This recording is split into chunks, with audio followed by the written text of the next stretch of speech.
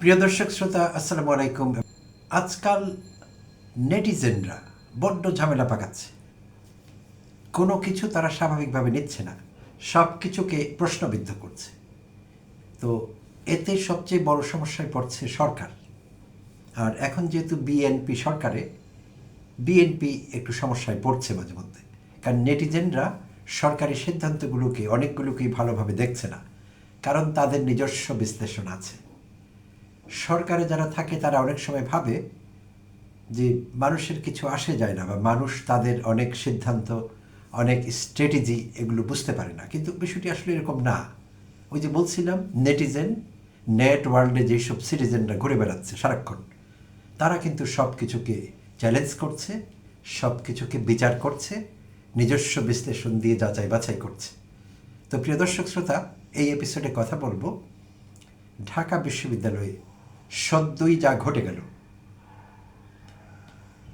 জুলাই অভ্যুত্থানের পর 5 আগস্ট পরবর্তী সময়ে 28 আগস্ট দায়িত্ব নিয়েছিলেন প্রক্টর হিসেবে অধ্যাপক সাইফুদ্দিন আহমেদ। তো সেই থেকে তিনি প্রক্টরের কাজ চালিয়ে যাচ্ছিলেন, ভালোভাবেই চালাচ্ছিলেন, কোনো সমস্যা হয়নি। থাম্বনেইলে শস্ত্রধারী যে ভদ্রলোককে আপনারা দেখতে পাচ্ছেন, দাঁড়িয়ে আছে তার কথা বলছিলাম, অধ্যাপক সাইফুদ্দিন আহমেদ। তিনি প্রক্টর হিসেবে দায়িত্ব পালন করছিলেন, আর তার অধীনে অ্যাসিস্ট্যান্ট প্রক্টর হিসেবে কাজ করছিলেন দেশ কাঁপানো শিক্ষিকা। হ্যাঁ, জুলাই অভ্যুত্থানের সময় দেশ কাঁপিয়েছিলেন তিনি। প্রিয় দর্শক শ্রোতার, সেই শিক্ষিকার কথা নিশ্চয়ই আপনারা ভুলে যাননি। পুলিশের কাছ থেকে কেড়ে নিয়েছিলেন ছাত্রদের সামনে দাঁড়িয়ে, এবং পুলিশের অস্ত্র তার দিকে তাক করা ছিল, কোনো কিছুকে পরোয়া করেননি। শেহরিন আমিন ভূঁইয়া, মৌনামি ম্যামের কথা বলছি, লোক প্রশাসন বিভাগের সহকারী অধ্যাপিকা এবং সহকারী প্রক্টর হিসেবে যিনি কাজ করছিলেন প্রক্টর সাইফুদ্দিন আহমেদের তত্ত্বাবধানে বা তার অধীনে। তো সেই শেহরিন আমিন ভূঁইয়া, মোনামি, তিনিও পদত্যাগ করলেন একই দিনে। তো সেটি ঘটেছে সোমবার দিন। প্রথমে প্রক্টর সাইফুদ্দিন আহমেদ, এবং একই দিনে 11টার দিকে নিজের ফেসবুকে পোস্ট দিয়ে তার পদত্যাগের কথাও জানালেন মোনামি ম্যাম। তো সেখানে দুজনই, সাইফুদ্দিন আহমেদ এবং মোনামি, দুজনই কারণ হিসেবে উল্লেখ করেছেন ব্যক্তিগত। কারো বিরুদ্ধে কোনো অভিযোগ নেই, কোনো ক্ষোভ নেই, খেদ নেই, উৎসাহ নেই, কণ্ঠে কিছুই নেই। ভদ্র জনচিত যেরকম হয়ে থাকে, ভদ্রচিতভাবে জানিয়ে দিলেন যে ব্যক্তিগত কারণে পদত্যাগ করেছেন। কিন্তু অন্যরা নিলেও নেটিজেনরা এটি নিতে পারছেন না, ফলে ফেসবুকে বিশেষভাবে তোলপাড় চলছে। ফেসবুক ব্যবহারকারীরা যার যার বিশ্লেষণ করছেন। তাদের বক্তব্য হলো, এটি হতেই পারে না। ব্যক্তিগত কারণে ইমিডিয়েট পরপর প্রক্টর এবং সহকারী প্রক্টর পদত্যাগ করেছেন। তারা এটিকে সহজভাবে নিতে পারছেন না, কারণ না পারবার পেছনে অন্য আরও অনেক ঘটনা কাজ করেছে, অতীতের ঘটনাগুলো। যেমনি উপাচার্য নিয়াজ আহমেদ খান, অধ্যাপক নিয়াজ আহমেদ খান বিদায় হলেন, তিনিও ব্যক্তিগত কারণেই গেলেন। তো তার মানে বিএনপি সরকারে এসে এখন সব জায়গায় তাদের দলের লোক চাইছে, যেমনটি বিএনপি তাদের আগের শাসনের সময় চেয়েছিল। আর হাসিনা সেইটি 16 কলা পূর্ণ করেছিল। প্রিয় দর্শক শ্রোতা, এহেন কোনো জায়গা নেই যে জায়গাটিকে হাসিনা দলীয়করণ করেনি, সেনাবাহিনীকে পর্যন্ত ছাড়েনি। আর কি উদাহরণ দিব আপনাদের? বিচারালয়কে ছাড়েনি, উচ্চ আদালতকে ছাড়েনি হাসিনা। পলিটিসাইজ করেছে সব জায়গায়, সব জায়গায় হেজিমনি যেটাকে বলি আমরা, প্রতিষ্ঠা করবার চেষ্টা করেছে, আধিপত্য, নিরঙ্কুশ আধিপত্য। তো আমরা ভেবেছিলাম বিএনপি অতীতের ভুল থেকে শিক্ষা নিবে বা নিয়েছে, আওয়ামী লীগের আমলটি দেখেছে, আওয়ামী লীগের চরম অধঃপতন দেখেছে, শেখ হাসিনার পলায়ন দেখেছে, আওয়ামী হোমরা চোমরাদের দুঃখ দুর্দশা, পলাতক জীবন, নির্বাসিত জীবন দেখেছে, এবং প্রধানমন্ত্রী তারেক রহমান নিজেই নির্বাসিত ছিলেন 17 বছর।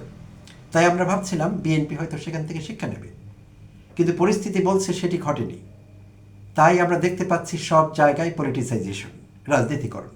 তো নেটিজেনরা ওই কথাই বলছেন। তারা বলছেন এইটি নিছক রাজনীতিকরণের অংশ হিসেবে প্রক্টর এবং সহকারী প্রক্টরকে চাপ দিয়ে, যেই চাপ বাইরে থেকে দেখা যায় না, অদৃশ্য চাপ দেওয়া হয়েছে, আর সেই চাপের মুখে নিজেদের মান সম্মান রক্ষা করবার জন্যে তারা পদত্যাগ করেছে।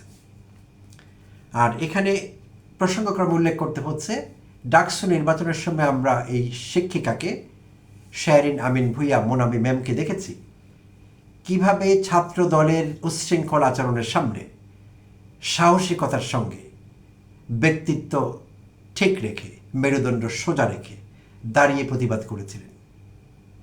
মোনামি ম্যামের কথা নিশ্চয়ই আপনাদের মনে আছে। সেই সময় বিশেষভাবে ছাত্রনেতা, বিশ্ববিদ্যালয়ের ছাত্রদল নেতা হামিম তার সঙ্গে দুর্ব্যবহার করেছিলেন, প্রচণ্ড রকমের দুর্ব্যবহার, যেটি ছাত্র শিক্ষক যায় না, হয় না সেটি। শেষে অবশ্য সমালোচিত হয়ে হামিম কন্ডিশনাল দুঃখ প্রকাশও করেছিলেন।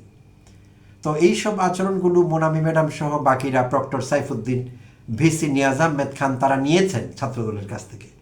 বিভিন্ন সময় ছাত্রদলের ভূমিকা আমরা দেখছি, সেই ডাকসু নির্বাচন থেকে শুরু করে।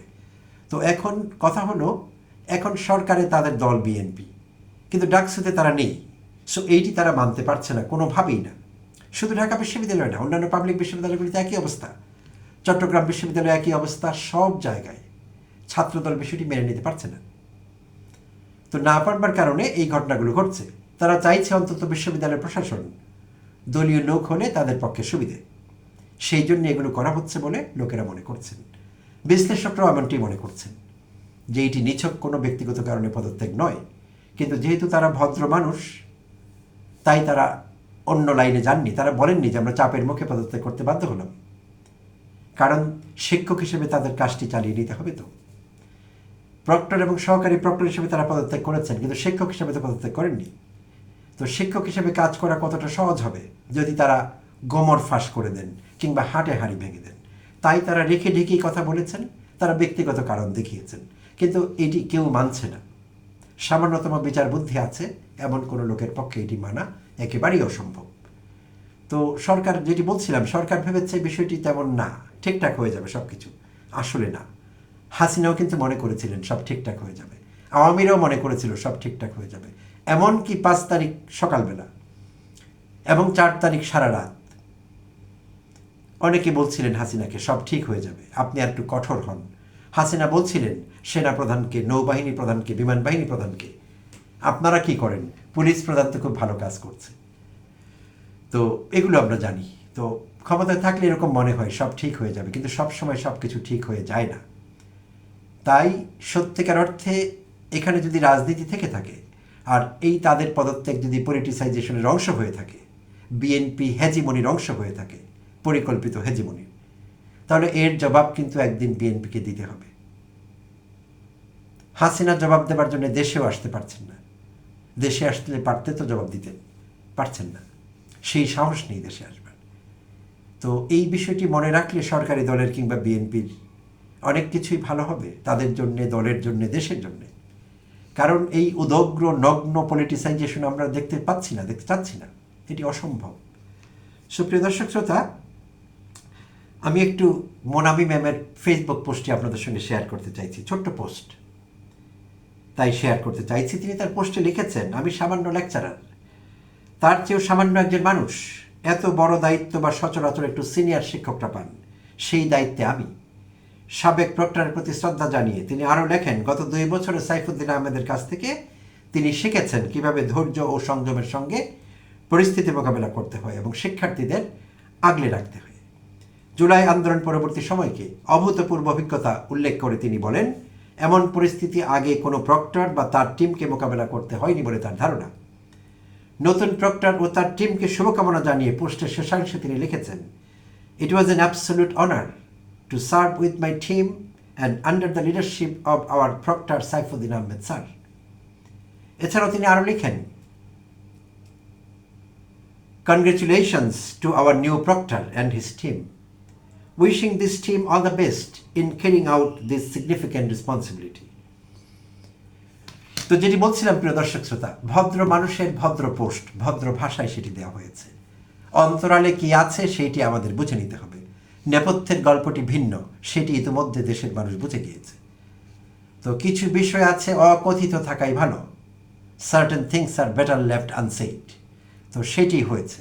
মোনামি মিস এবং অধ্যাপক সাইফুদ্দিন আহমেদ সেই কাজটি করেছেন। কেন তারা পদত্যাগ করলেন তা তারা খোলাসা করেননি, কিন্তু আমাদের কোনো কষ্ট হয়নি বুঝে নিতে আসলে কি হয়েছে। তো এই বিষয়গুলো বন্ধ হবে বলে আমরা আশা করছি, যদি সরকারি দল আমাদের এই আবেদন আমলে নেয়। আর না হলে হাসিনার ভাগ্য বরণ করতে হবে তাদের, সুনার অর লেটার, আজ হোক বা কাল। আর ছাত্র দলকে অনুরোধ করব, ছাত্রলীগের ভাগ্য যাতে তারা বরণ করতে না চায়। আমরা চাই না ছাত্রদল ছাত্রলীগের ভাগ্য বরণ করুক।